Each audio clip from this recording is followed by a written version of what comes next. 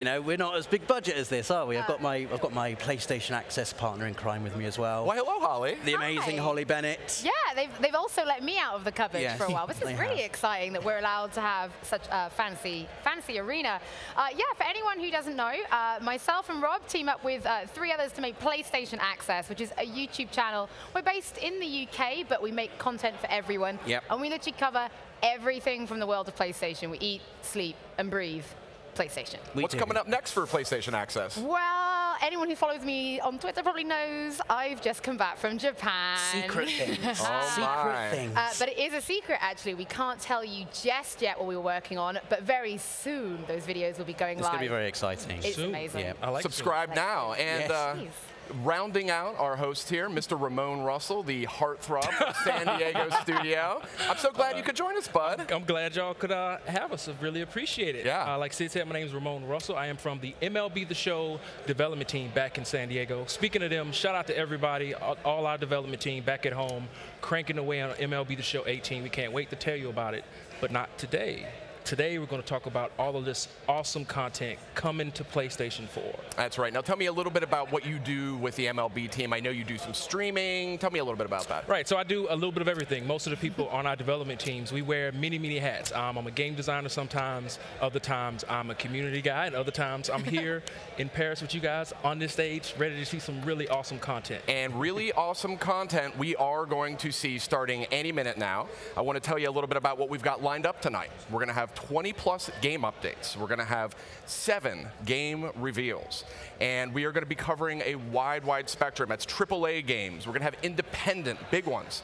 We're going to have DLC updates for major titles, big sequels, Final Fantasy updates. I mean, my goodness gracious. And then the PlayStation Media Showcase, and who knows what's going on there. That's just under an hour from now. We've got a lot to get to tonight, and I say, if it's okay with you guys, that we dive right in, and we start off with a reveal. Now, this is a sequel to a game that a lot of people really love, and I want to show the first gameplay of that, and we're going to do that right now. After 1,000 years, the mask of vengeance has manifested itself again. Who will protect the MZERO against the powers of evil? A hero with determination, who doesn't crack under pressure. With a statuesque poise of the old gods.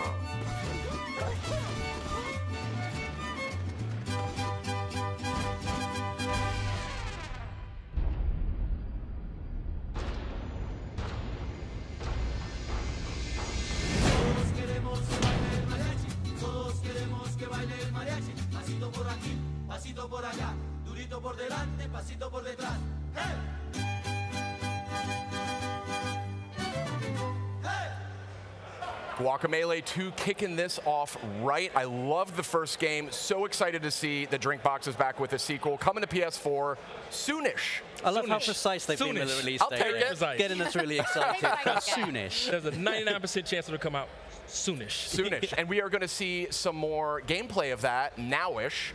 And this game is looking super polished. You saved that one for you didn't show us that in rehearsal. That's right. I keep saving that one up. I kept that in my back pocket. So this game is looking super polished. And what we're seeing here, I believe these are the dimensional waves, right? Yeah, and they allow you to solve puzzles and traverse obstacles. And you can see there, like, there's some hazards in the red dimension, and he's safe in the blue one.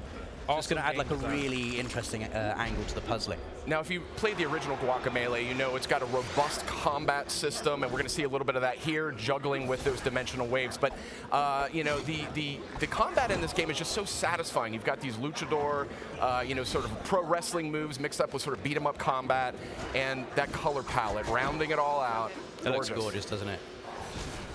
Look at that. It's even got me panicking now about like how much I'm going to have to practice to get good at this. And I remember I sucked badly at the first one. Yeah, yeah. I was not good at Chicken! it. Okay, so This is what we're here for. This is what we're here for. The chicken is back Chicken and is better back. than ever.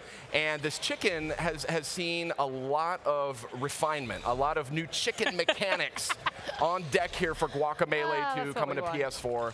And This is what they've been spending all their time on. I mean, the chicken. Yeah. why not, Yeah. right? Wouldn't you? So this chicken here is quite a tough customer. We're going to see that here in a second. But right now we're going to see a new ability unlocked by, I can only presume. Oh, the Chicken Oracle. Yeah. Chicken Oracle. I swear that is a fried chicken shop somewhere in South London. If it's not, it certainly should be. He's telling him, do not get turned into chicken nuggets today. That's Not right. today, son. You're going to learn some new abilities. Well, he isn't going to get turned into chicken nuggets with shot. this. Chicken shot. This is a new ability here for the chicken. This chicken is really a can-do chicken. And this chicken shot, the chicken glide, we're seeing it all here. Now, this chicken shot is also useful in combat. So this chicken is a ferocious fighter.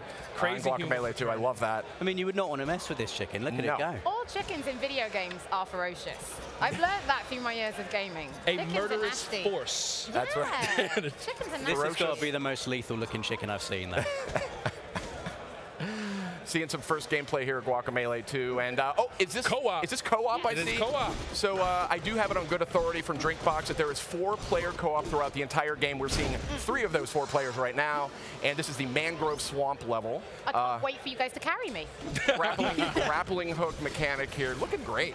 It really It is. looks Guacamelee fantastic. 2. I like that. Wow, great start here for tonight. And you know something?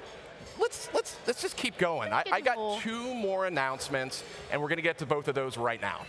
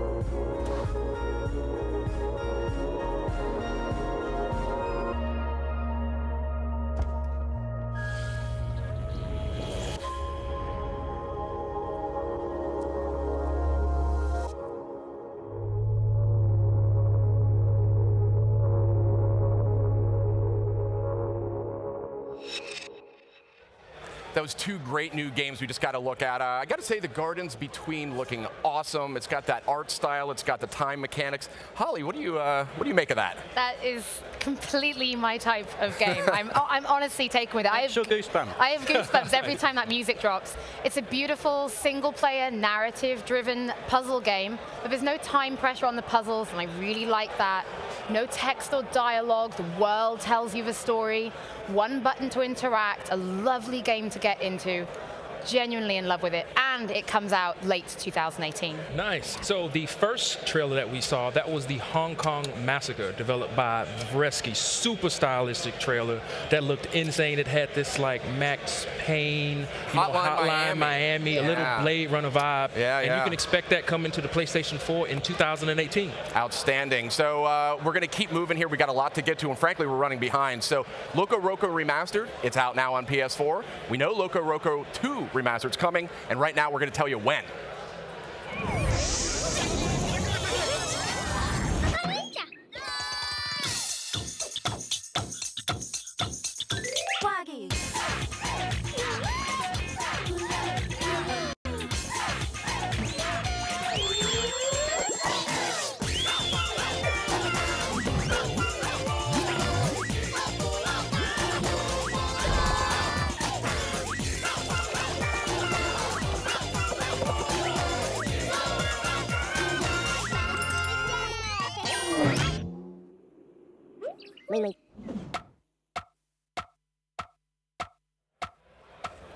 And that was Loco Roco 2 Remastered, and that's coming out December 9th, finally. Now we know. Holly, I know this is a big one for you. Yeah, my bathroom is actually decorated with Loco Roco stickers. She's not even joking. I'm not actually joking. I loved both Loco Roco games. My PlayStation Portable, my PSP, played them non-stop.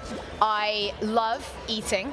And me and the Loco Roco games have that in common. If you've never played Loco Roco before, you play this lovely little creature, you roll around, you eat the flowers, you get bigger, you complete puzzles. Sometimes you have to be a certain size to be able to complete them.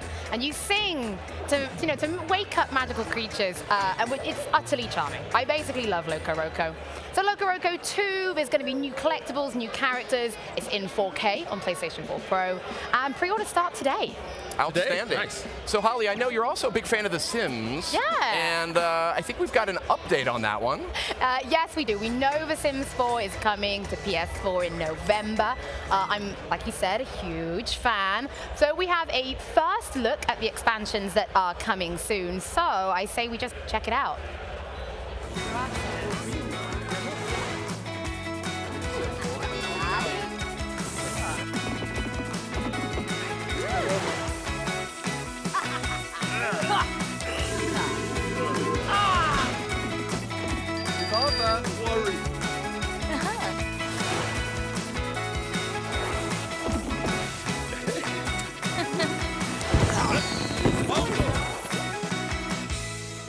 And that was The Sims 4. It's coming out in November on PS4. And now I have a confession to make. I've actually never played a Sims game. Are you for real? Yes, 20 years almost. Shame. Shame. Shame. Shame. Ring the bell. I will say, I did get a chance to check it out on PS4. I spoke with the developer, and I think this might be the one for me. It's a time to dive in. So what they've done is they've basically tried to capture the entire Sims 4 experience from the PC, and instead of kind of reconstituting or boiling it down or doing something else with it, this is really the pure version, and it's been just reworked with the UI in mind. It's going to have a much easier UI than we've seen. It's going to have all the free updates that they've rolled out to the PC. So that's toddlers, you got your pools, your careers, and I have it on good authority that future PC free updates are also going to make the jump to PS4s. So it's good to hear. Good stuff. I think that's really exciting. I think what's really important here, it's not a reimagining, it's not reconstituted. I think I last played The Herbs on PS2, and those games weren't like traditional Sims games, and that's really what people want. So as Sid said, exact same game, but with PS4 friendly UI. That's really what you want. And of course, it's launching with all the fanfare favorites like city living and vampires, etc. Are you going to be cruel to your Sims, Holly? Yeah, probably. Don't lie. I mean, it starts with about 3 hours of building a house, and then you just cruel to them for the rest of it. And lock them in a room with a refrigerator and a door to get out. Don't give my secrets away. Yeah. So, hey, we're keeping a pretty quick pace on today's show, and we've got yet another game update to share with you right now. And, Rob, I got the sense you were kind of fired up for this one. I am massively excited about this one. When I first heard this was coming out, I literally was jumping for joy. Like And Rob doesn't jump for anything. No, not for anything. So I believe we're going to have a little look at Tennis World Tour. Let's check out the trailer right now.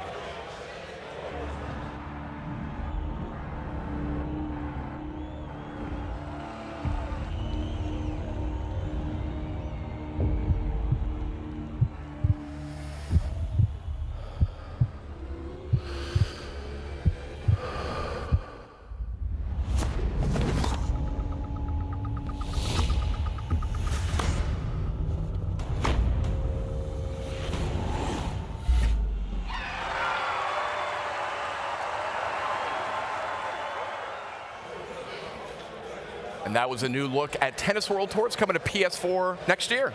Rob, yes. Thoughts? I am super hyped for this. Yeah. Like, Holly can attest to this. I've been wanting a tennis game on PS4 for forever. Yeah. Like it's been way too long since we've had a good, proper, deep tennis sim. Like the last one I really got stuck into was a Topspin 4 on PS3. I played that so much I was one trophy away from platinuming it.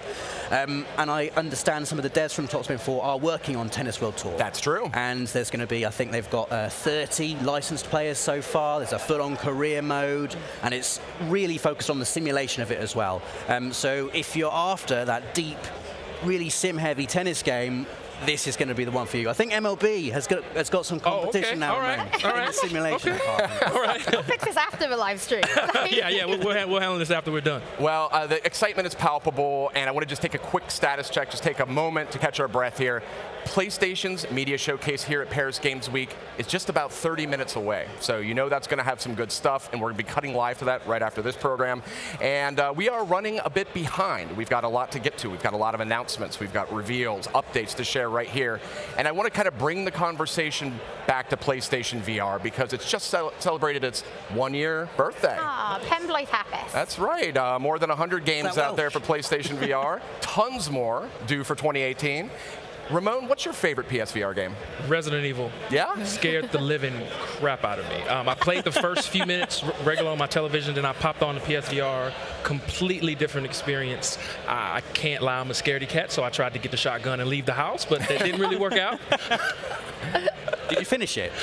We're not going to talk about that today. It's all right, Rob didn't either, so I didn't either. It's way too scary, but a game I really enjoyed. And I'm not even a massive Trekkie, but I really enjoyed playing Star Trek Bridge Crew. We played it in the PlayStation Access office, 4 of us all playing. Yeah. You each have like a different role on the bridge. Like I was the helmsman, Dave was the captain, and you have to really coordinate to achieve your objectives. And it's like the ultimate wish fulfillment if you're a Star Trek fan, being able to be in Star Trek. It was just a really immersive experience, exactly what PlayStation VR is good at. Amazing game. You literally did nothing but squabble. It was a video of you squabbling. No, I didn't. Now, while you like to sit, quietly on the bridge, this is my jam. Give me a gun, give me giant alien spiders, and let me go to town on them. I really enjoyed Farpoint. I think as well it also had the aim controller. And I just had that feeling that if anyone should walk into a living room when I'm playing Farpoint, I might look slightly more badass while in my pajamas because I've at least got the aim controller. Played it in co-op as well, which just means you and a friend can bicker while you try and take on the aliens. It's everything I wanted. Very exciting, but this is the highlight for me. This is super hot VR. Oh, look at Sid playing. Look at me, playing that. Tiny Sid down there in the lower corner of your screen playing super hot VR. I loved it on PS4, but on PlayStation VR, just so immersive. Like we're all cackling like goons, as I do all of this. Like I'm blasting these guys. I'm throwing ashtrays at them. I'm throwing phones at them. Dual wielding here like some sort of John Woo movie. It's just a riot. I mean, it's just pure fun. So much fun, and that's sort of some of the highlights for PlayStation VR that are out now. Enough about me, enough about us and our favorites. It's time to take a look at the future of PlayStation VR because there's a lot of great games coming. We've got 2 of them to share with you right this minute, so let's check it out.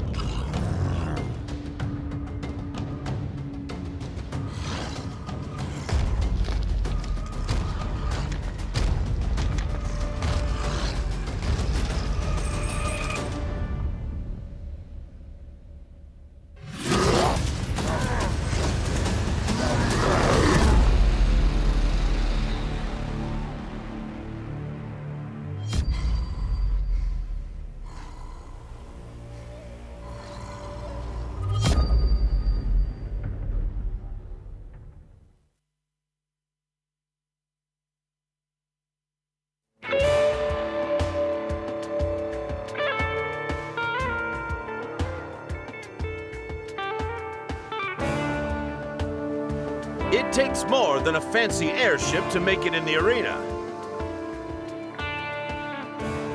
It takes a fearless captain and a steady crew. Join today and experience heart-stopping thrills, life or death battles,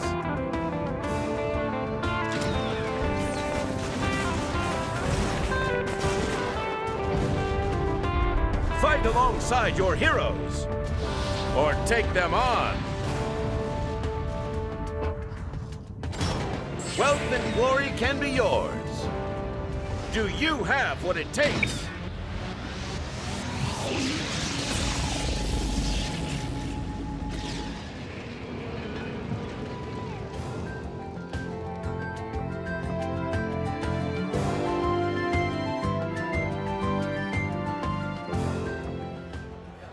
That was 2 brand new games revealed for PlayStation VR, both scheduled for release in 2018.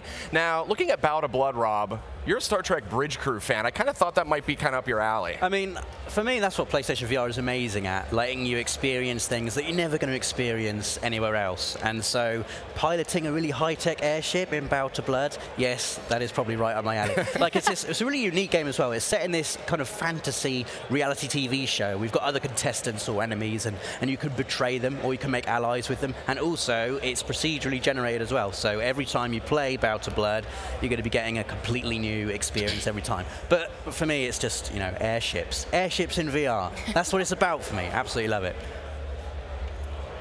There's also Megalith. We got a quick look at that one, Ramon. What do you think of that? That was the first trailer that we saw. So Megalith is actually an action-packed shooter. Yes, it's a hero shooter. It's a hero shooter. So you're a Titan trying to become a giant god, has destructible environments, you get free locomotion. It's also coming out in 2018, and the development team behind it are full of multiplayer veterans, and they're excited about what they can do in VR, which also makes all of us excited, because with VR, you're going to have totally new experiences, loads of innovation, so we can't wait to see what everybody's going to do. Absolutely, and one of the great things about PlayStation VR is new experiences, but also putting a fresh perspective on familiar ones. So in that note, let's take a look at Ultra Wings VR coming to PSVR.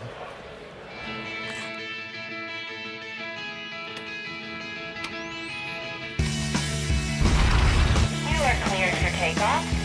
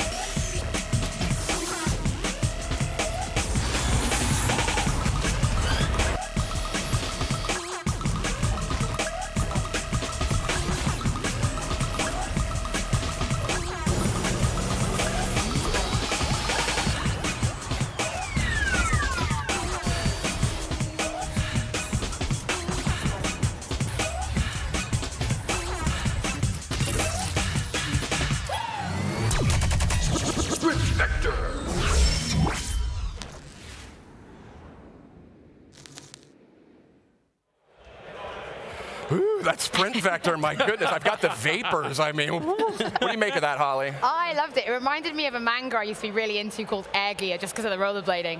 As a game, it's already had tons of press attention. The devs have said, no, you can comfortably run, jump, climb, and fly, because it's very action-packed on its obstacle courses. And they have something called fluid locomotion. That is what they're coining for this. Fluid, indeed. And we also just checked out Ultra Wings VR. That's also coming to PlayStation VR. It's an open open world VR flight game, lots of courses and challenges. Interesting that you use the PS moves to pilot the craft. Bunch of different crafts. They're saying 30 hours or so to get all the gold medals, so that's robust experience there. Keeping it moving on the PlayStation VR front.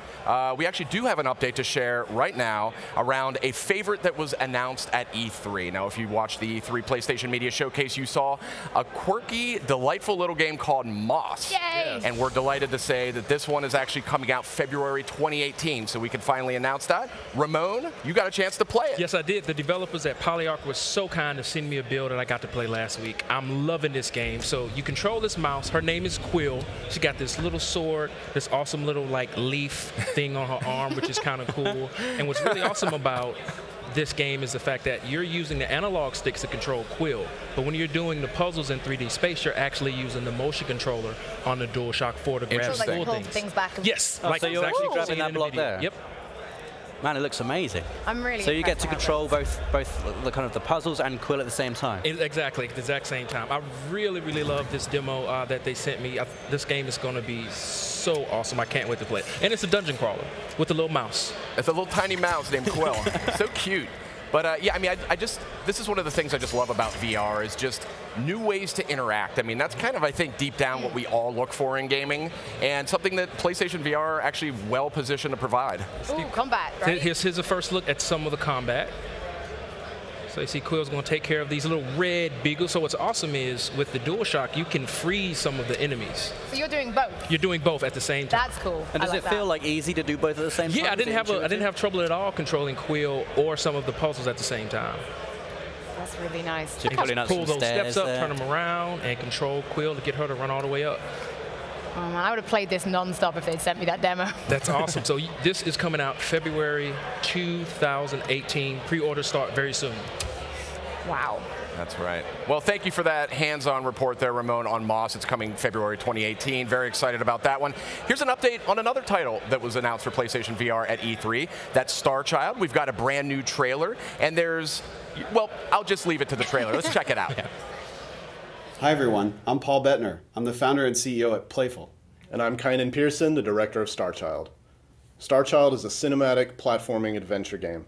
You play as Spectra, a traveler who crash lands on an alien planet during an important mission. You're about to see one of Spectra's unique abilities here today for the first time. We hope you enjoy this global debut of our new trailer.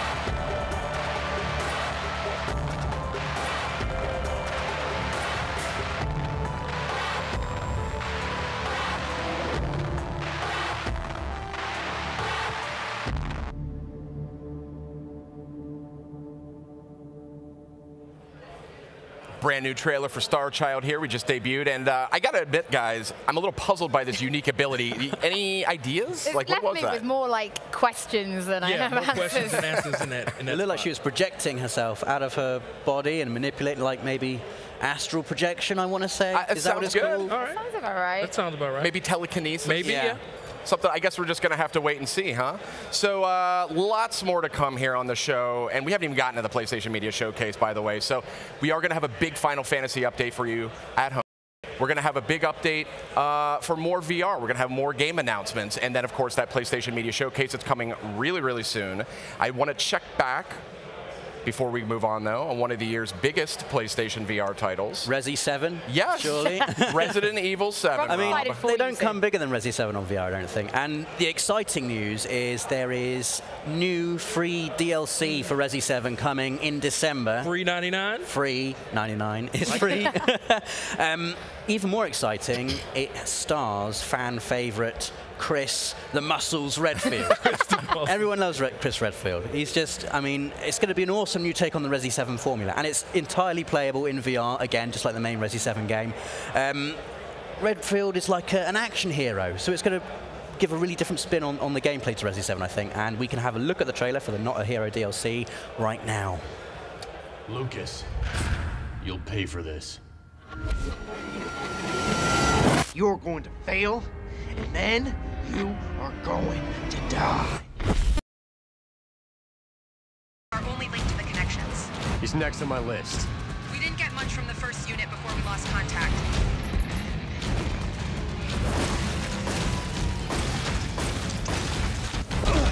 Luke is a fucking psycho. Not sure what's worse, him or those things. We gotta get out of here. Oh, fuck. You gotta be kidding me. Fuck! Fuck! Fuck! Get the thing off me! Please tell me what I'm looking at. I have no idea. It's something new. Exercise extreme caution.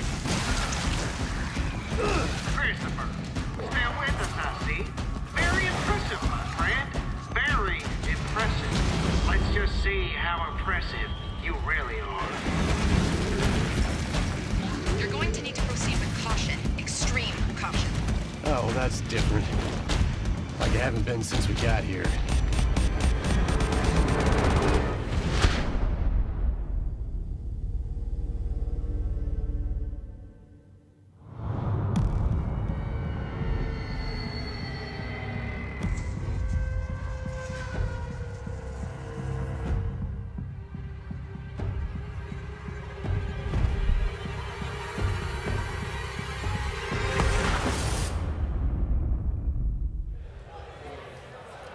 Brand new look at Resident Evil 7's free Not a Hero DLC. Rob, I know you're a big fan of Resident Evil. I mean, it's just one of the best of the year. It is. I think it's in my top 3 of the year. Yeah. I spent the majority of Resident Evil 7 hiding and or running away from things. I think now I'm playing as Chris Redfield. I'm going to be punching stuff in the face. Right in the face. It's going to be awesome. Yeah. Now, Ramon, I'm told you're a big fan of Halloween. I most certainly am. I love Halloween. And actually, we have 2 PSVR games launching in time for Halloween.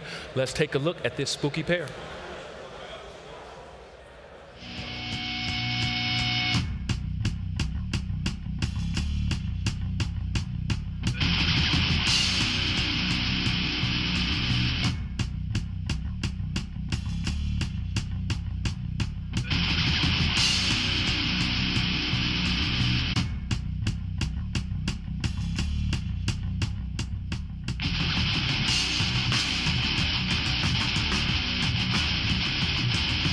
I will now teach you the ways of our art.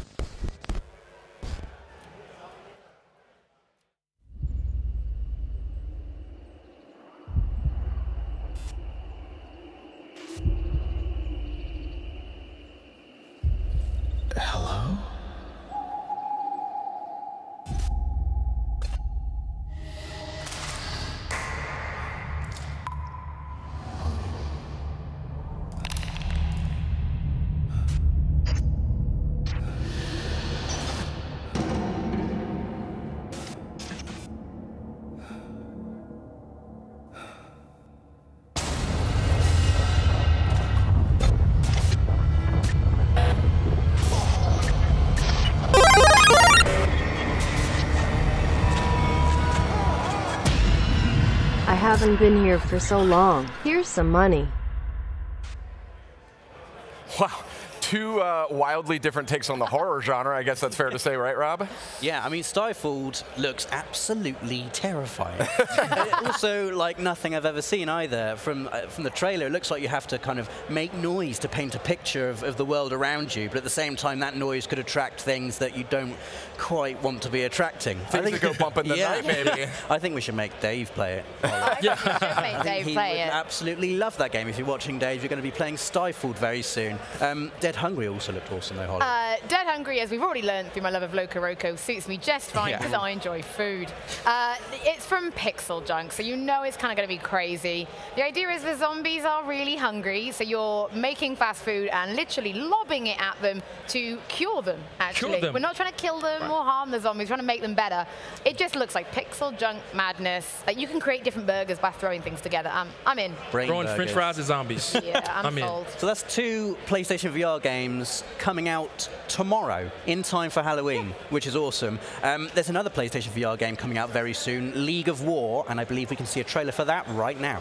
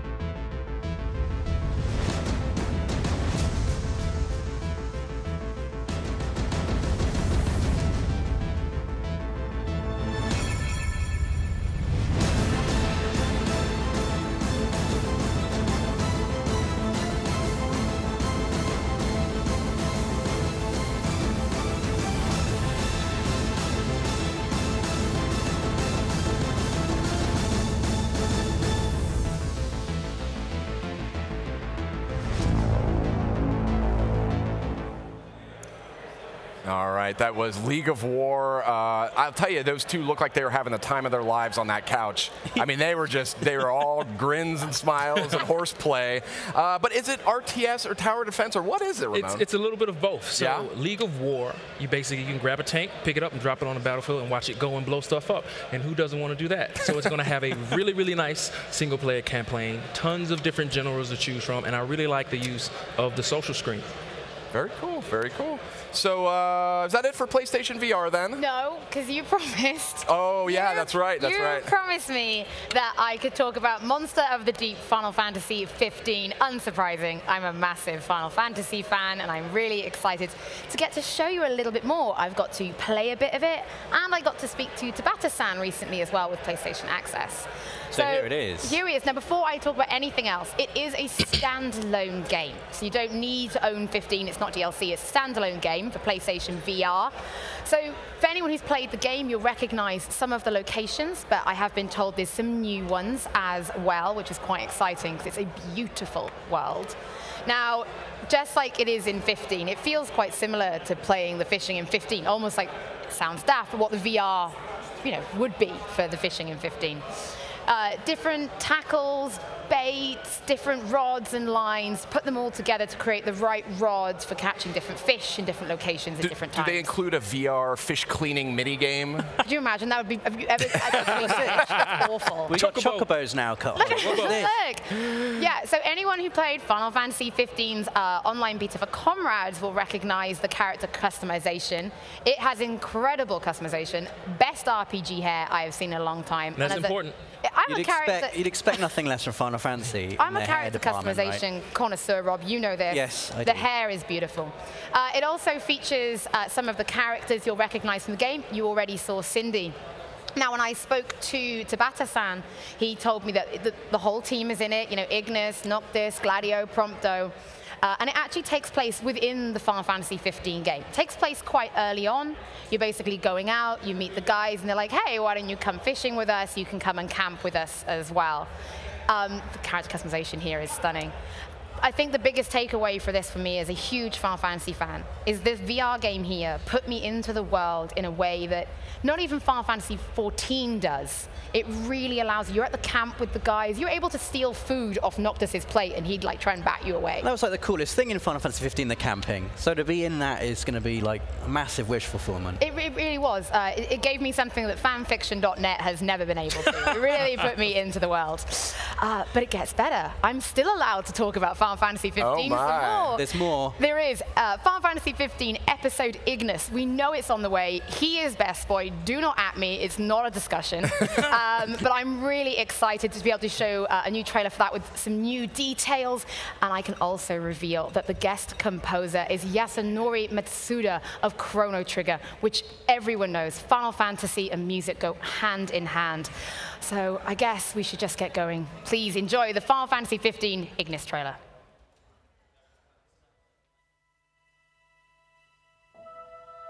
Listen well. A king cannot lead by standing still. A king pushes onward always, accepting the consequences and never looking back.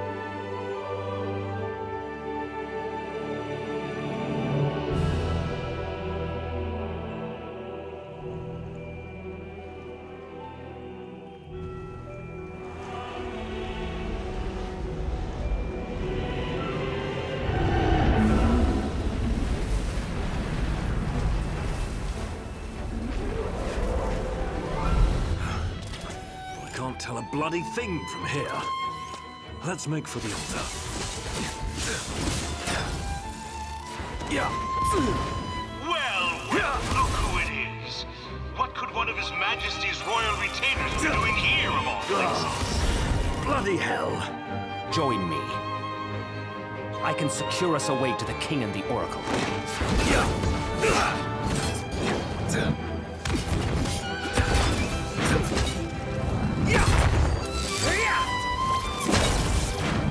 Part of me always hoped that I might see you happy one day. Your burdens lifted, free to live and love as you please.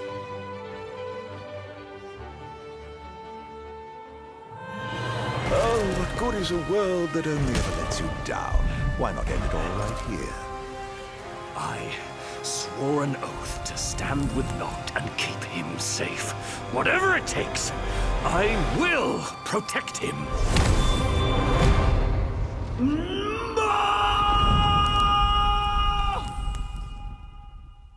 Permit me to make a suggestion.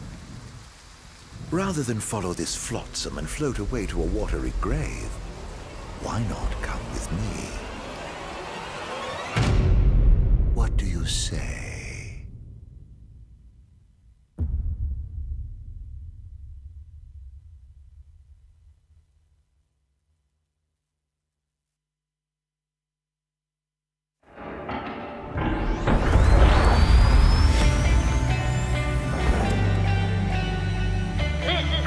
Pilot H45H1M with the daily status report. Smooth sailing and nothing but sunshine.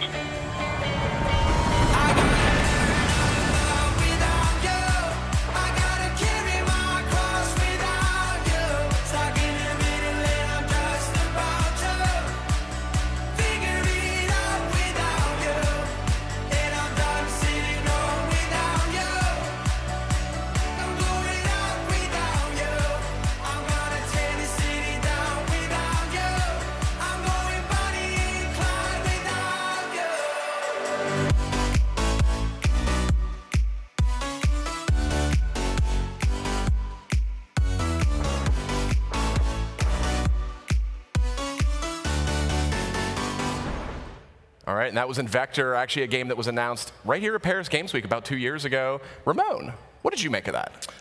Very awesome game in a tradition of like amplitude, frequency, a little thumper in there. It's awesome, and it is coming to PS4.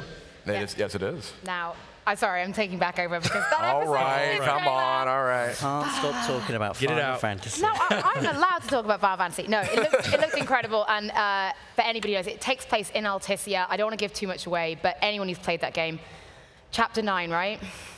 Chapter 9. And it fills in basically what happens. And I don't know if you saw it. The ring? You put the ring on. Let's not give away any spoilers. But we are finally going to get to find out, a big thing about Ignis's story that until now has been a complete mystery. I mean, so it's going to be awesome. There's many, many people speculating on Tumblr, let's put it that way. So who knows? I can only imagine, right? So great show so far. I mean, I think we brought some significant updates here. Favorite moment, real quick to call it out? The Hong Kong Massacre. That game looked insane. I can't wait to play that. Yeah, what about you, Holly? I think it was Gardens earlier on. No, sorry, I've forgotten the full name of it. But the Gardens Between. Between, that's the one, that's thank right. you. So I know everyone thinks I'm going to say Final Fantasy, but Garden Between, I don't know, there's something about that. That's my jam. Good, personal, deep stories. Rob? It looks beautiful. I mean, for me, it's got to be the tennis. Tennis World Tour. Not surprised. I keep going on about it, but I've been waiting for a really deep, good tennis game for so long. So to have Tennis World Tour coming is proper exciting, and I was, massively hyped for that. Got to say, for me, it's probably Guacamelee 2. Glad that we can get that out there. It's coming soonish. It looks gorgeous. It's got the 4-player co-op throughout the entire campaign. It's got enhanced chicken mechanics. Chickens. I mean, the chicken is the highlight of the show, right? That's why everyone's here. Finger licking good. I hope I don't get in trouble for saying that. Put that in. That's right. That's right. So hey, we are almost out of time. That big PlayStation Media Showcase is right around the corner, and who's to say what's going to happen then? But we do still have 2 more games that we need to announce. So what do you guys think we should do about that? I think we should announce them. Should we? Yes. That's actually a good idea. Yeah, that's my grand plan. So let's kick it off with the very first game we're going to be announcing, and we'll do that right now.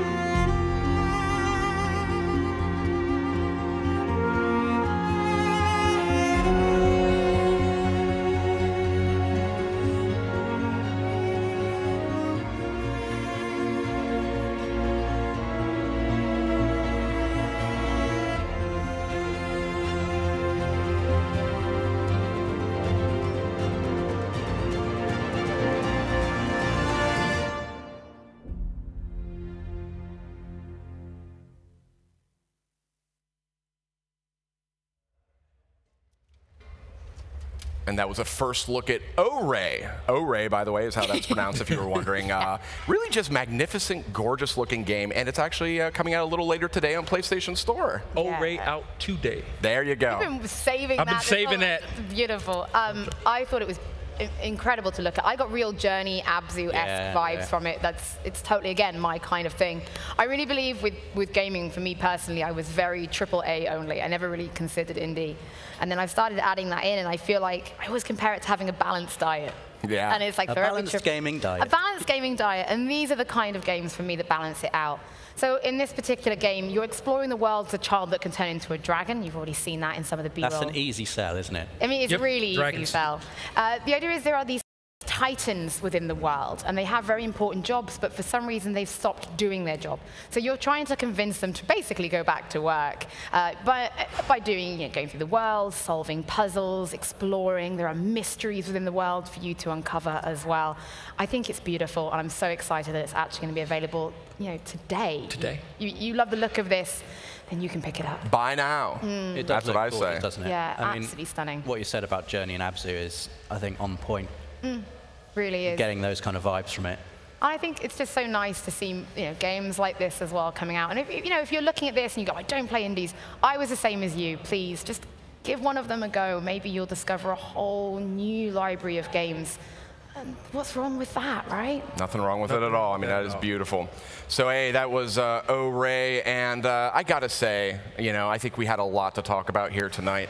And I want to thank, actually, all the independent developers, all the publishers who worked with us to put this show together. It's an honor for us to be able to debut and your titles and to be able to provide all these meaningful updates and just exciting stuff all around.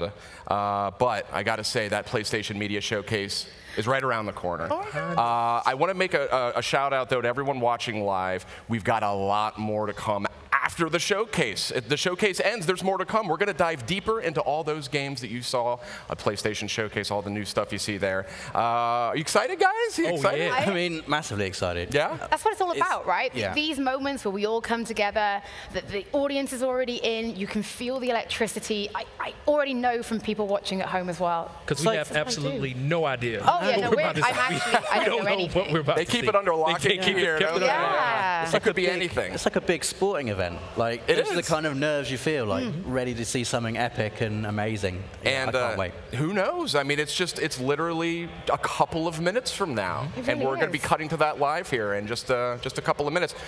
But first, we do have one other thing we wanted to share with you.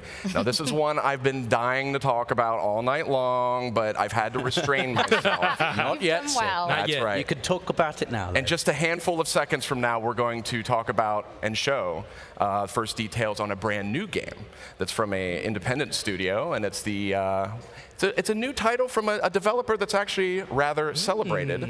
So I would suggest that we cut to that now, and for all of you watching at home, enjoy the show.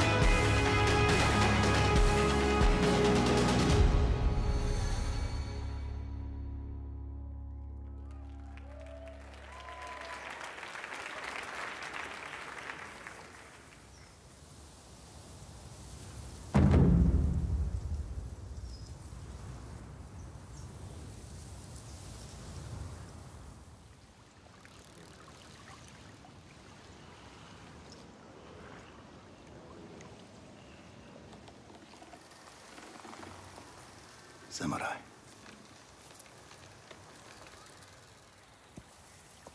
You are a warrior.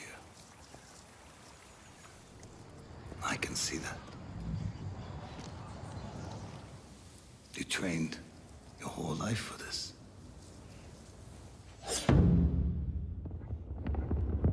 And you have won battles that lesser men have called unwinnable, yes?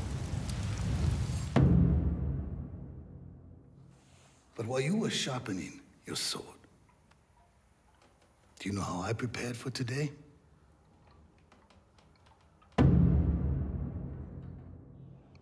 learned. I know your language, your traditions, your beliefs, which villages to tame and which to burn.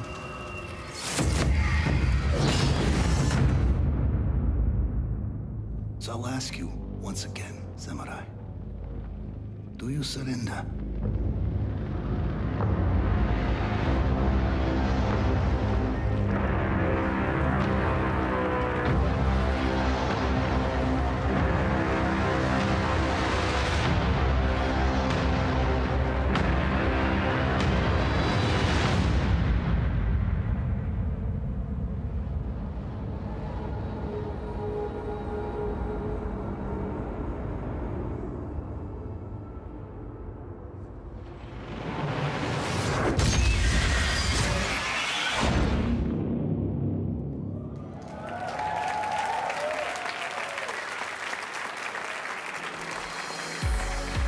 Ladies and gentlemen, please welcome Jim Ryan.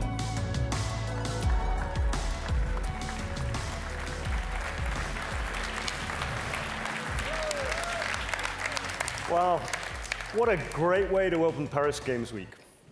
Thank you for joining us tonight. It's now 5 years since we launched PlayStation 4, and I still have the honor to unveil a brand new AAA game, the astonishing Ghost of Tsushima from Sucker Punch. And you know what? That's not the last surprise that you're about to get. You've seen the power of PlayStation 4 provide you not only with immersive storytelling, but also allows developers to fulfill their wildest dreams. The great news is that these developers are now extracting more and more power from the machine with increasingly spectacular results. That's why a single creative mind like Toby Fox can deliver one of the year's biggest hits in Undertale. Why a small studio like Ninja Theory can take you on a thrilling personal journey with AAA production values in Hellblade. And our own worldwide studios can bring alive Horizon Zero Dawn's breathtaking wilderness in dynamic 4K resolution and HDR. Furthermore, you can expect innovative new dimensions in gameplay as we continue to explore the possibilities of virtual reality. The bottom line is that there is so much power and potential packed into PlayStation 4 and PlayStation 4 Pro that innovation will continue to accelerate and proliferate in the coming months and years. With more than 225 games offering graphical enhancements on PlayStation 4 Pro and more than 100 games compatible with PlayStation VR, PlayStation is already the best place to play. As we will show you tonight, it's thrilling to think there's even more to come. While we continue to focus on bringing you the games you love, we're also focused on expanding the PlayStation community. We're excited about innovation like PlayLink, highly social, easy to play, localized, and fun. We've been thrilled with the success of That's You, with over 3 million downloads to date, and see more social and family-oriented games give us an opportunity to expand our reach and amplify our mission to be the best place to play. The past 20 years have seen trends come and trends go. We're still here, stronger than ever, and well-positioned for the future. The ecosystem of today will be more powerful, more engaging, and more immersive tomorrow. The maturity of the gaming industry is an incredible asset to a dynamic and exciting future for PlayStation.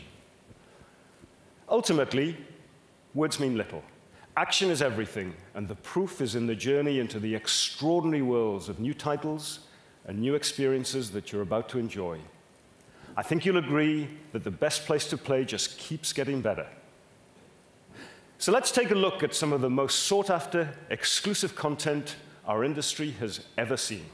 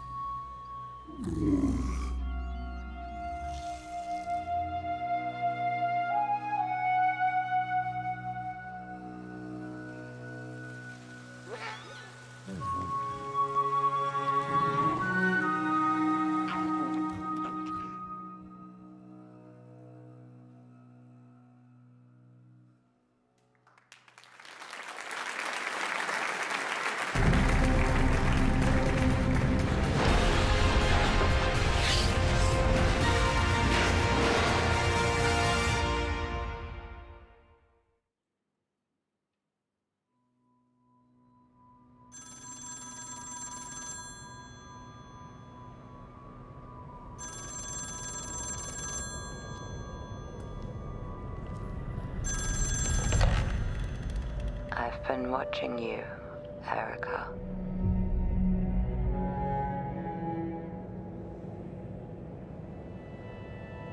I've been watching you for a very long time.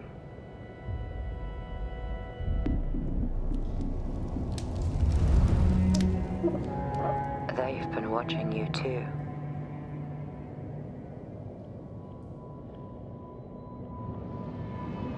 They've been waiting very patiently, and now they've come for you.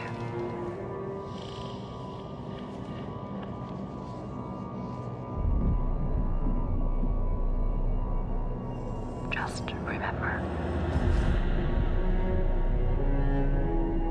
don't break the seal. If you break the seal, I can't protect you.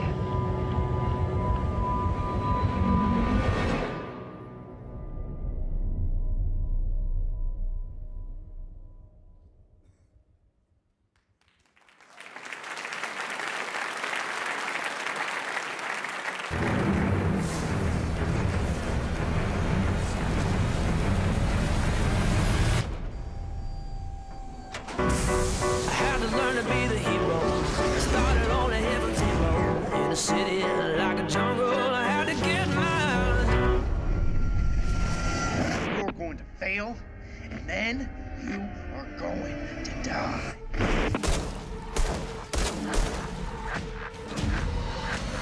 Never give, you gotta take. Be the catapult to storm the gates. Cause the champion is never giving in. See you through till the end of days. Till the end of days. The world has changed. It's been ripped apart by an unknown force. Your chains will not hold me down. The break and fall to the ground. Can't tame these lions inside. The power is raining like thunder, ready for a fight. These lions inside. These lions inside. Hello?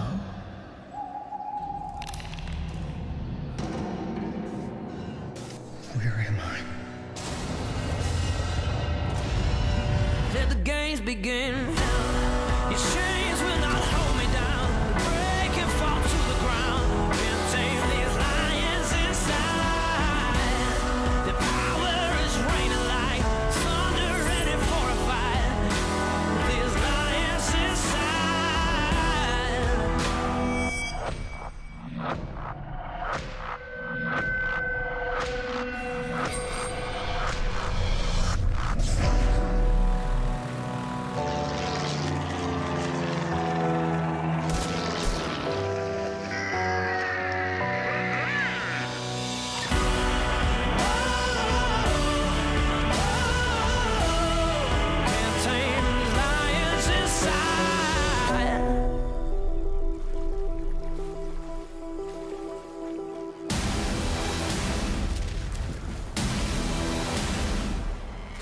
Come to see what's biting, have you?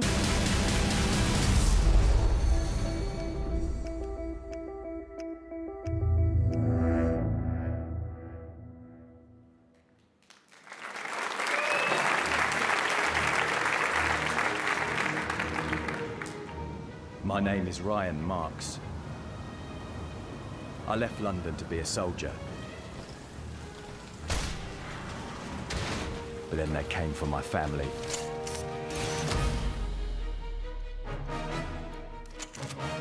Now I'm back, and everything just got a little bit complicated. I'm a professional soldier, don't take bad man for a joker. I don't wanna do man over, but I'm raw getting closer and closer. Get shit resolved, I'm quick, no glamour and glitz, just glamour and grit.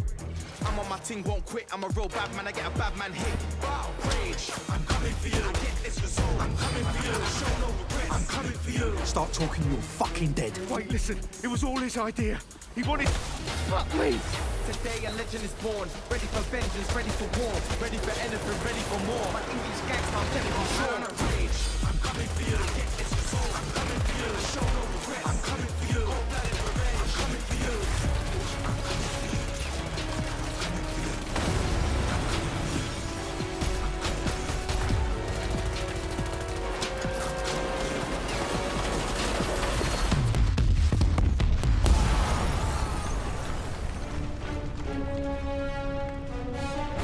Ryan, get out of there!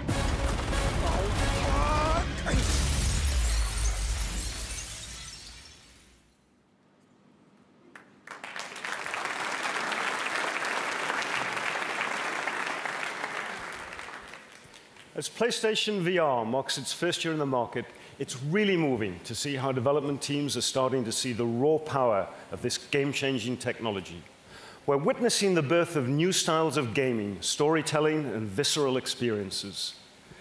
The future of PlayStation VR is extremely bright, and we look forward to unveiling more in the near future.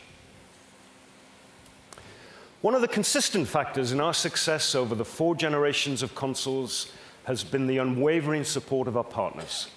We were delighted to feature a massive amount of indie and VR content in the pre-show, and now it's time to showcase 6 games, all of which offer features and benefits unique to PlayStation from some of our most valued partners, all of whom we've been working with from the very beginning. Let's start with a new trailer from our friends at Ubisoft.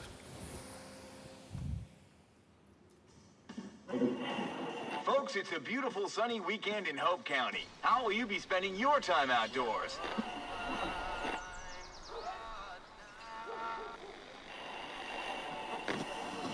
Eden's Gate is still causing trouble.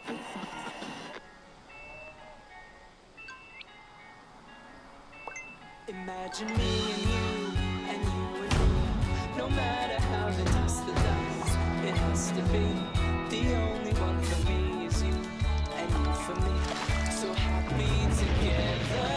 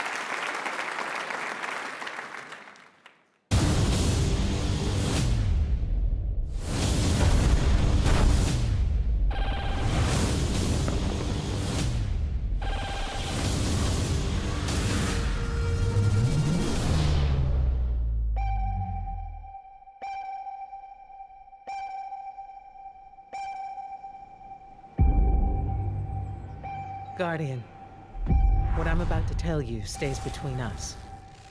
While we have been fighting, an ancient gate has opened on Mercury, and an army of past and future machines amasses. They intend to reshape the universe in their image. But there is one who has glimpsed this dark future. He was my mentor, Osiris. the most notorious guardian in Vanguard history. Once, his dangerous ideas nearly destroyed us, and he was banished. Now he has returned, but will he be a powerful ally, or bring us death?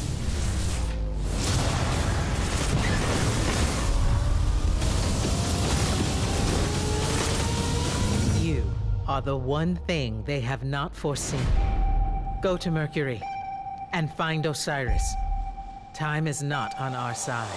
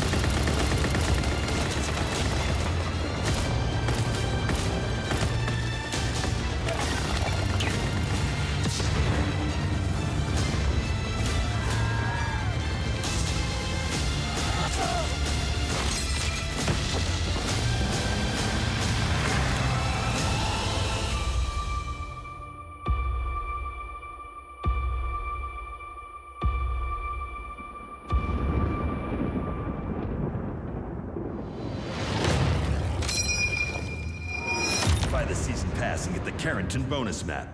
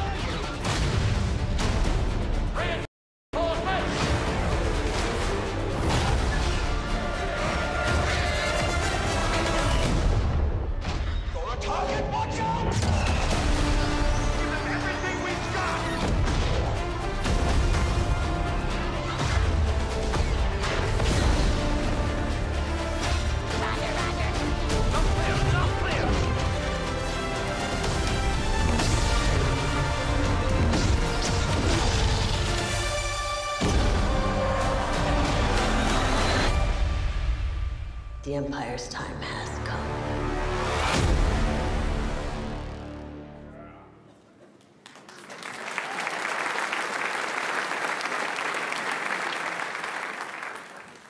Thank you to all our partners. It's a real privilege to have your titles on our platform. A key differentiator for PlayStation is its best-in-class development teams that make up Worldwide Studios. We have a great lineup of exclusive games coming soon, only on PlayStation 4. Let's take a look.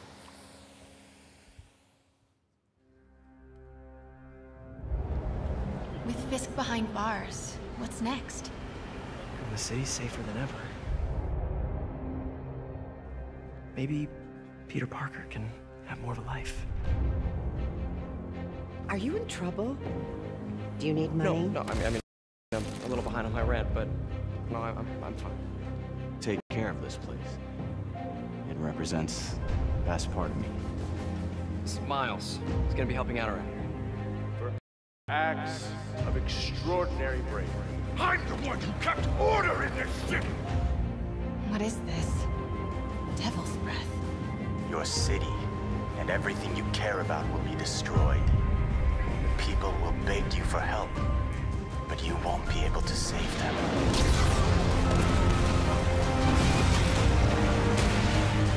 Get more backup. Wait!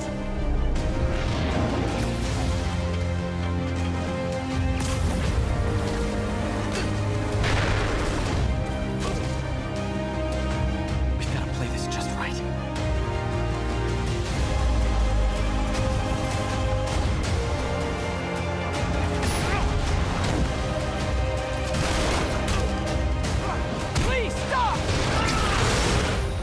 Maybe the city needs our friend more than you think.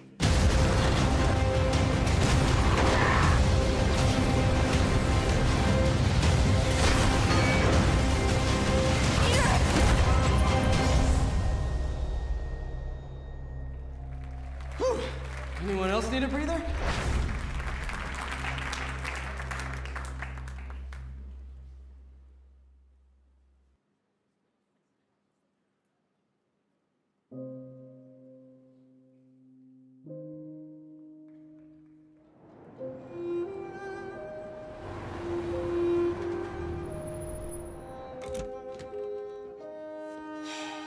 home for 2 weeks, so the place is a mess.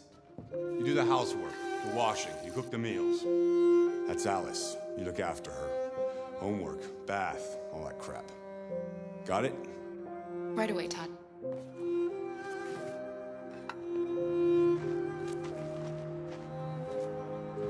Aren't you going to school today?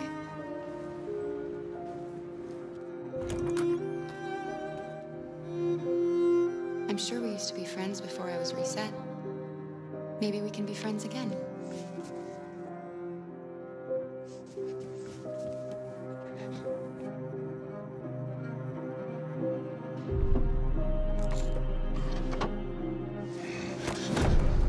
You shouldn't mess around with my stuff. It makes me nervous. I'm sorry, Todd. What are you looking at? Maybe you think this is easy. Maybe you think it's my fault your fucking mother took off. Fucking whore walked out on me for a fucking account. Come back here. You stay there. Don't you dare fucking move. Alice! Daddy's very mad. It's all over now. Daddy isn't angry anymore. You know Daddy loves you. This is all your fault!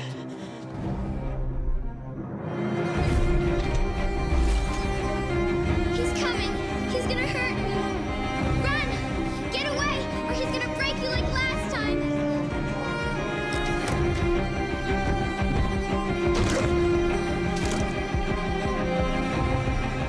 You're coming with me.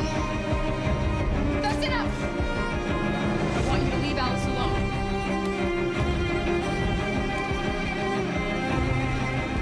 She's mine. I do what I want with her!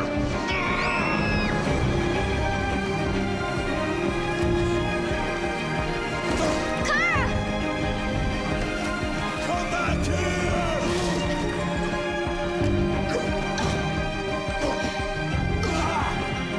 Watch out, Kara!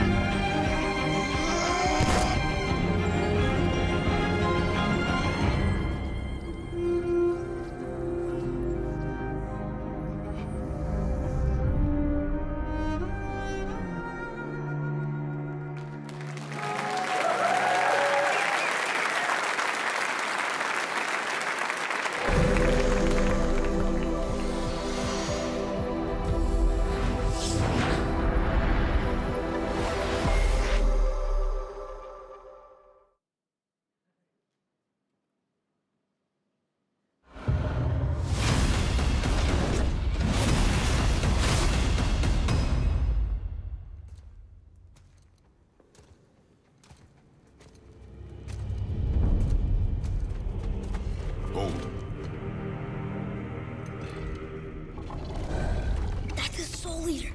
If that kills us, that's it. No Valhalla, no hell, no afterlife, ever. It does not attack. Ah. Mom made them sound more dangerous than that. Then do not drop your guard. Come.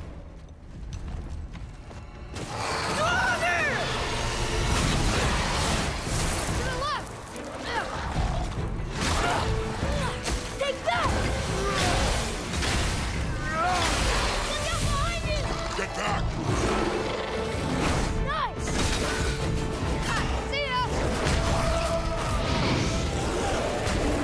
Above us!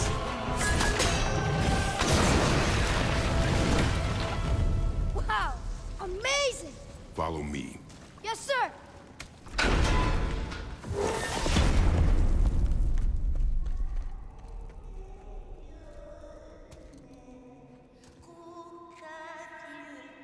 That doesn't sound like a Soul Eater. What do you think it is? We shall see, boy.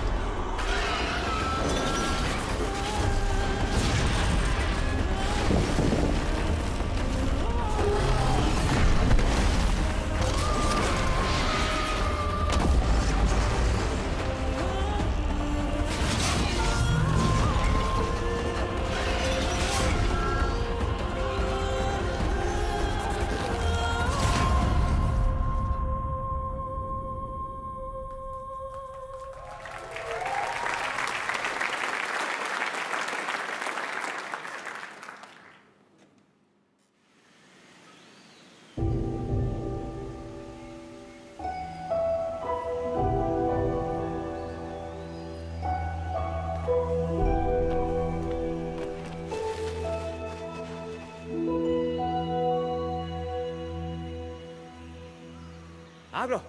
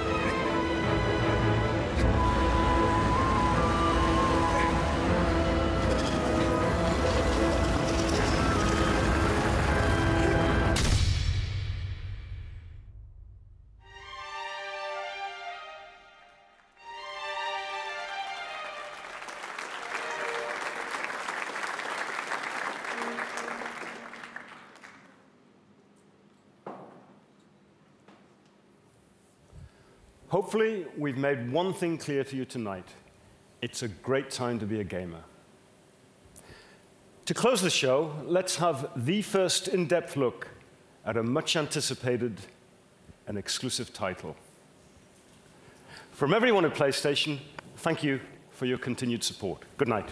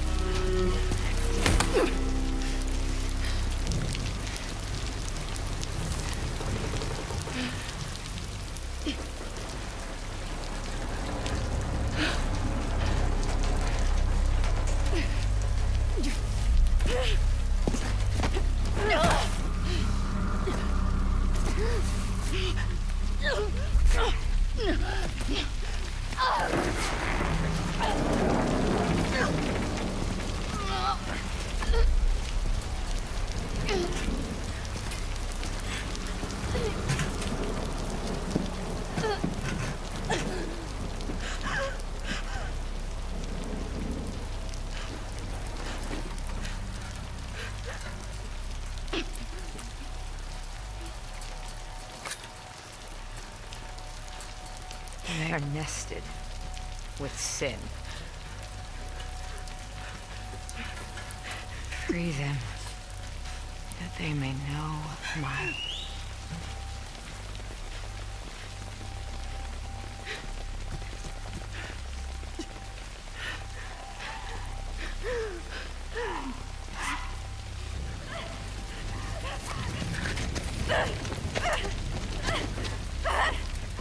Yara!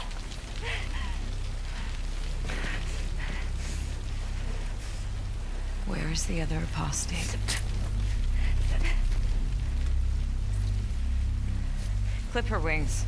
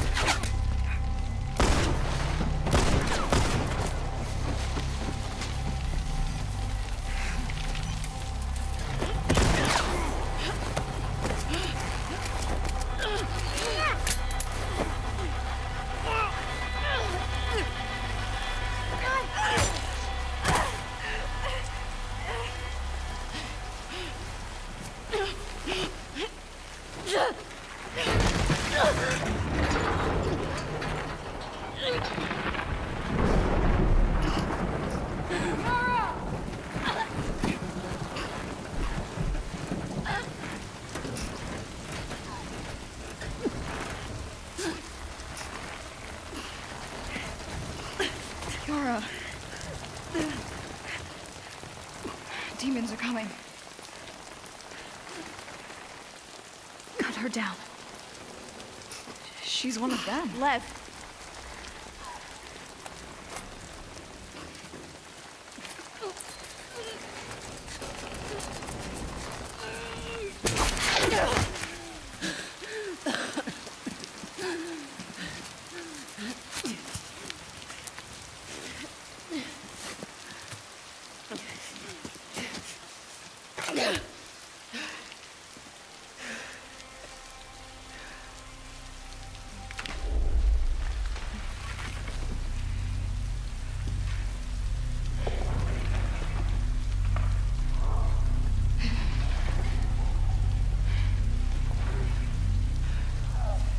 Watch your backs.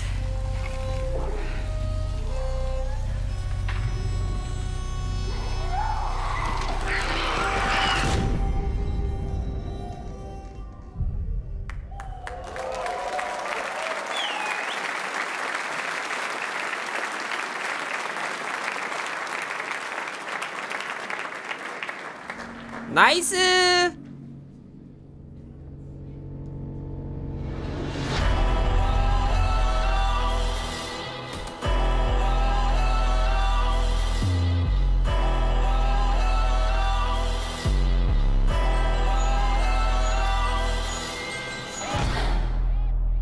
I'm the one that makes people see it stand up.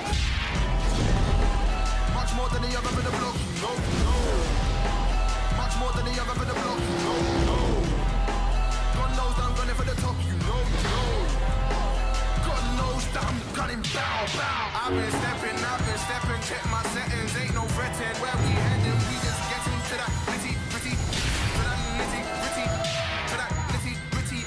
Where we heading, we just getting to that nitty gritty.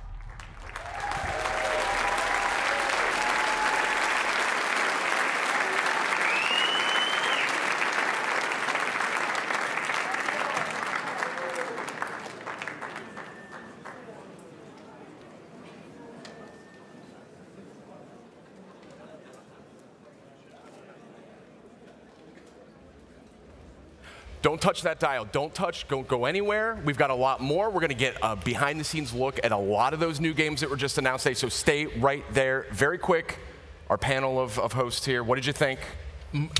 God of War, Last of Us 2. Oh, my. Yo, every developer out there, AAA or indie, big hats off to you guys for providing that content for this showcase. That was insane. Thank you so very much. I'm done. Well said. Holly, what are you thinking? Despite being knocked over by the Detroit demo, I have to say Concrete Genie, mouth was open the whole time, utterly charmed. I just want to run around that world. I want to create. I want to bring things to life. That's my jam. That's 100. Yeah, it was. Rob, what I've got to say, seeing Shadow of the Colossus, gameplay, running, you know, it looked beautiful when it came out on PS2. It still looks beautiful now, but seeing that on PS4 just looks incredible. It's one of my favorite games of all time on any platform. And well-deserved. We've got Blue Point on that one, doing what is sure to be a world-class remaster. I'm going to have to go with Sucker Punch. I mean, we finally heard more about, heard from Sucker Punch. What have they been up to? Now we know it's Ghost of Tsushima. And actually, we've got a bunch of in-depth developer interviews coming up right now. And let's start with hearing from Sucker Punch on Ghost of Tsushima.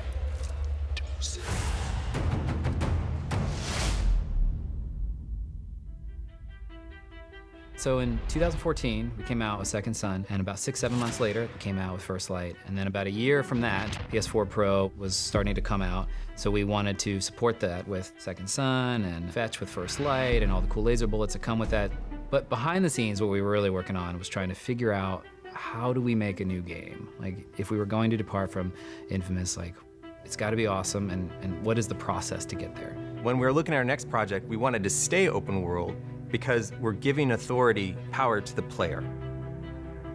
And we didn't want to walk away from that. We think it's integral to modern gaming that players are in charge.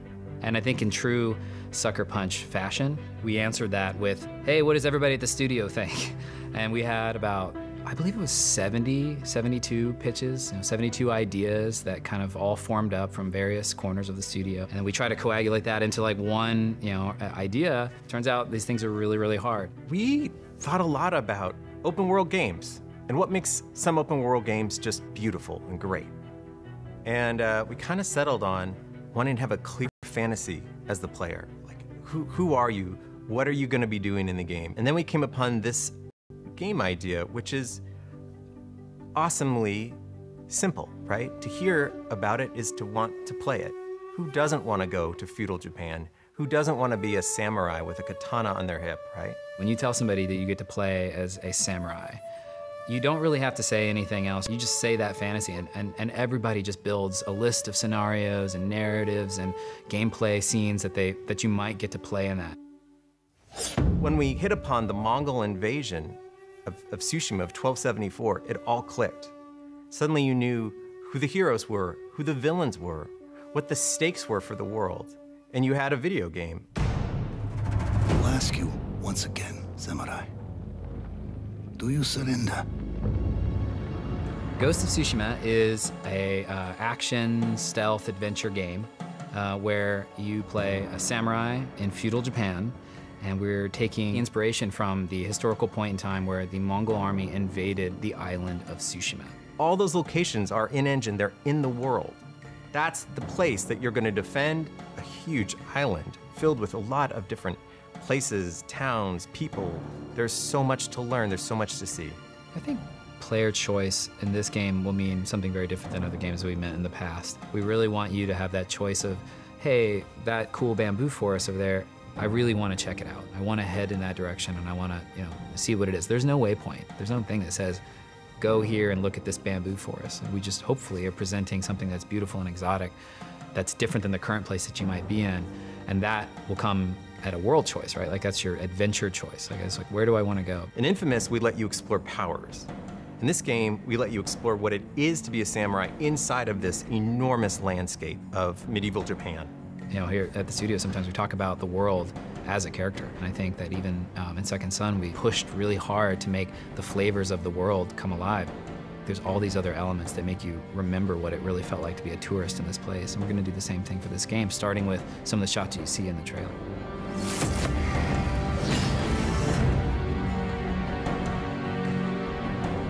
We've been working on this game for 3.5 years, and it's exciting to be at a spot where we're finally able to share with the world what we've been working on. And now it's just up to us to actually deliver this fantasy, this wonderful fantasy about being a samurai in feudal Japan.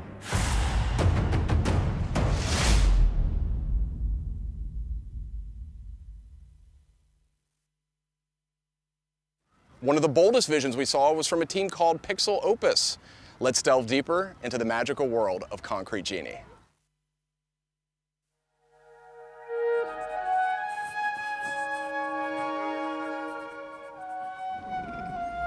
The core idea for Concrete Genie actually came from a brainstorming process that we executed with the team, where one of our artists, Ashwin, created a piece of artwork that illustrated a character being bullied.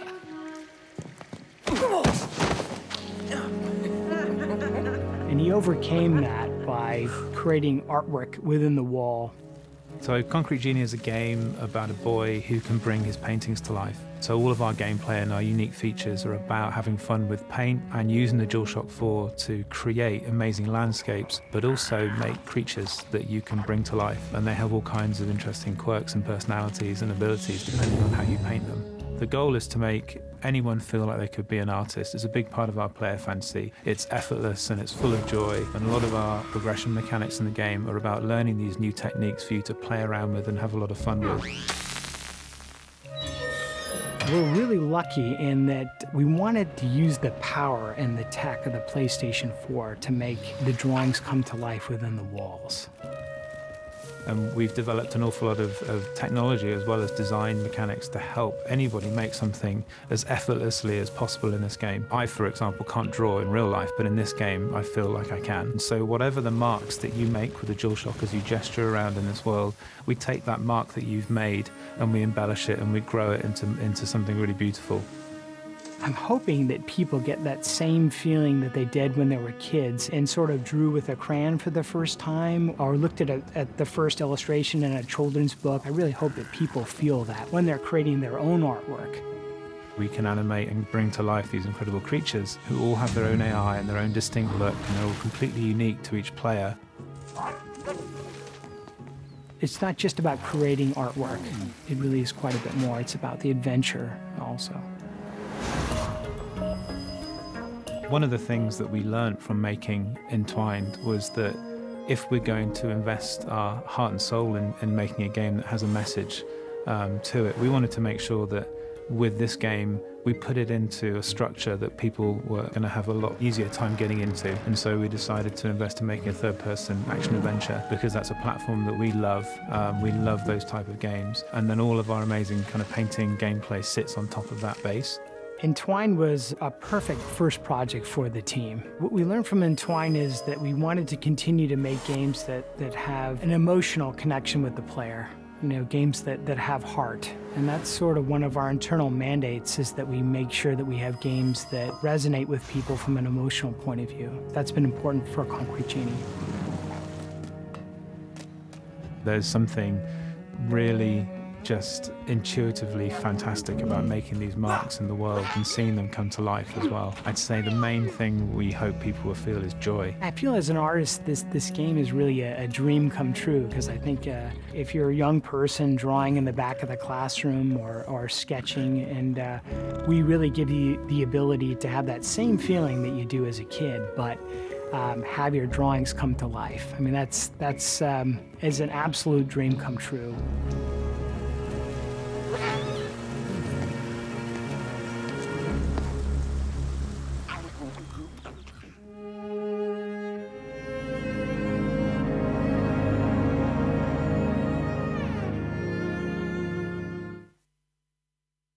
Among the many titles PlayStation announced at Paris Games Week was one that stood out for its innovative storytelling. It's called Erica. Let's take a closer look.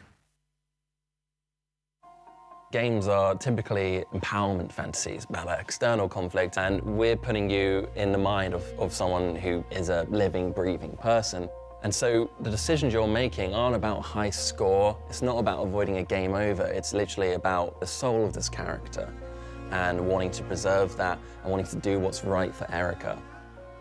I think if you're not familiar with games, the easiest way to pitch this would be to say it was like an interactive film. But we think it kind of doesn't deserve to be like a subsidiary of like an existing sort of medium. It really feels like it's its own sort of thing between something like film and games. So we don't want to say too much right now about the story, but ultimately this is Erica's story and you are guiding it. And the heart of that story kickstarts with a traumatic childhood event, which haunts her until her adulthood.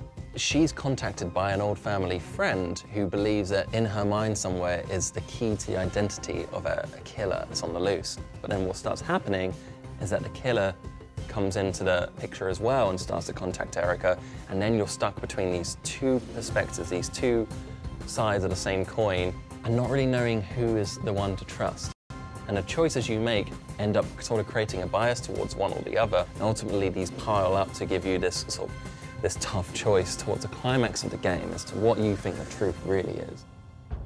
Originally, we designed it as a very solo, intimate experience where it's just you and Erica and her world. When we started playtesting it, we realized that people would just sit on the sofa alongside their friends and they start getting into arguments about what's the right thing to do, and they can just watch it without having to understand what the game mechanics are at all because the cinematic experience is so seamless, it feels like something you just watch on TV. It really works as like a backseat gaming experience, which is something that's always been like an interesting subject to me. I've been watching you, Erica. Whether you're playing Erica or you're watching it almost passively and you're just in a sort of a social situation, it generally feels like watching a Hollywood film with the same pace and the same production value and that sort of flow that you're familiar with after like 100 years of filmmaking. What it allows you to do that film doesn't is make you an active participant in that. And that means you can feel emotions that you haven't felt when you're watching a film, like guilt or shame or pride, these things, because you're involved with the decisions.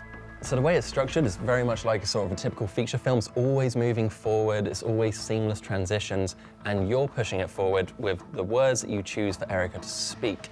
And she won't speak unless you choose for her to speak. It's not like you're only involved some of the time. You really are in control of this experience. You're interacting every like 15 to 20 seconds, which creates this like great gameplay flow. But we don't want it to just be about dialogue. It's also about touching the world. And so by using your smartphone and PlayLink, you can do something like wiping condensation off of a window and peering through to the other side, or just wiping a tear from somebody's cheek. There's even like sensitivity in this world, so like the speed that you do these things. If you open a door fast, it makes too loud a creak, you'll see Erica react to the fact that maybe she's made too much noise and she should be quiet. It's about allowing your actions to be louder than words, essentially. So in film they say don't say it, you've got to show it. So in games it's not just showing it, but it's allowing you to express it with the choices you make through touch. The thing that excites me mostly is that I really hope Erica is a start of something new, because we had to throw out the rule book on how we develop games. What Erica's going to give us is a foundation for what could be endless amounts of stories for years to come.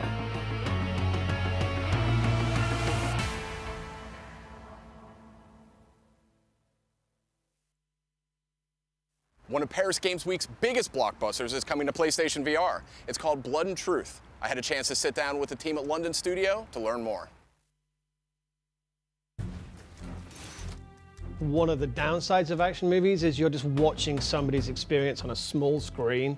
What Blood and Truth lets you do is put on a VR headset and kind of immerse yourself in a story in a way that you could never have done before. Imagine your favorite parts of your favorite action movies. You actually get to be in that. London Studio worked on VR Worlds, and one of the more popular parts of that was a game called The London Heist. It had action, it had drama, it had gunplay, but it was very much like a demo. What we wanted to do is take that, turn it into a full game. So everything that was in the London Heist, the object interactions, lighting cigars, shootouts, we want to take it to, well, beyond the next degree. Dial it up to 11 and just really kind of amp up the action. London Heist was kind of like our love letter to the classic Cockney gangster movies. When we started the project of Blood and Truth, our inspiration was way more kind of classic action movies. In Hollywood terms, it's very much a big blockbuster. The London Heist was, it was static, apart from in the van. Now you can move and shoot, you can dual wield, you can reload as you're doing it, you can plant C4 while you're taking enemies out, you can crawl through vents. Pretty much anything you've seen in an action movie, we've either considered it or we're doing it. When you're playing the game in VR, it's more immersive than any other first-person shooter. You get to feel like you're there, and when you're kind of hunkered down and you're under fire and there's grenades flying in, you feel the intensity and pressure in a way that no other game lets you do. Someone throws a grenade at you, you just pick it up, throw it straight back. You really feel like the action hero. And the moving adds to it in a way that the heist never did, which is it adds a level of tacticalness to the game, particularly with the strafing between points as well. So you're in the middle of a firefight and you can dodge around. You can actually start peeking around corners and stuff in a way that you just can't do in a normal game. Blood and Truth definitely immerses you in a way that no other action game has done before. It makes you really feel like an action hero. And I think part of the reason for that and reinforces that is the movements you're doing. In your head, you just feel like you're immersed in that game world. When you get your clip and you smash it into the gun, that it just works and it feels right. We've got like fancy reloads you can do, like gun tricks. I mean, there's people in the studio who can throw clips in the air and catch them. So as you get better at the game, it kind of grows with you. PSVR has just celebrated its first birthday. We've seen some amazing games come out in that first year. I think for us, Blood and Truth shows the potential of what could be coming next. I think these bigger, more blockbuster titles that really push the boundaries of what it is to kind of be in VR. It's like a compendium of all the best bits of all the action films and games that we love to play, and we've just put them all together. We've only shown one location. We've got a load more levels that kind of showcase the glamour and grit of modern-day London. We're just scratching the surface over kind of what we've got and what we're working on behind the scenes, and there's definitely more to come in the future.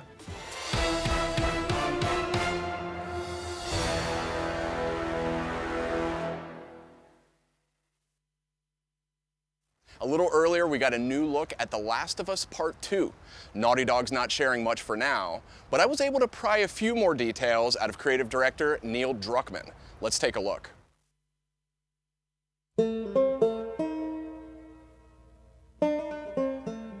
It's been almost a year since we announced Last of Us Part 2.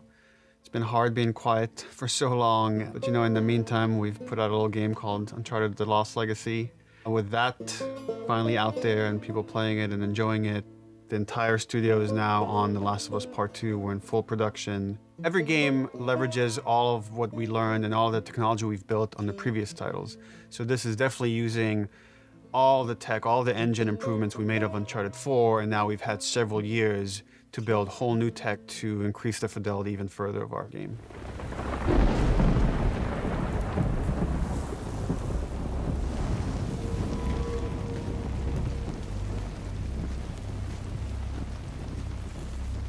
So this is the next evolution of our Naughty Dog engine as far as lighting, as far as our character pipeline, how we do muscle deformation, rain effects, even like our facial performance is this whole new rig and whole new pipeline so we can get an even truer performance to what we're capturing on stage. And now we want to give the fans a little something more, lifting the curtain a little bit on the story for The Last of Us Part 2.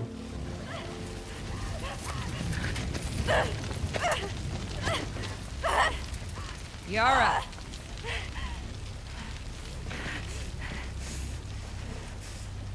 Where is the other apostate? Clip her wings. The Last of Us, at its heart, is about Joel and Ellie and their journey, but it's also an ensemble piece with all these other characters fitting into that theme, and this time we wanted to focus on some of the other really important characters.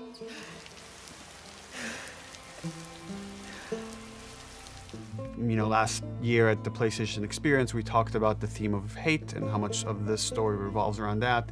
This, you could see in a lot of ways, speaks to that. So instead of giving you an adjacent puzzle piece about Ellie and Joel's journey, we want to go somewhere else and give you something else and see how people make the connections. But as far as who these characters are, what their conflict is, where this takes place, when this takes place, we're going to leave it up to the fans for now.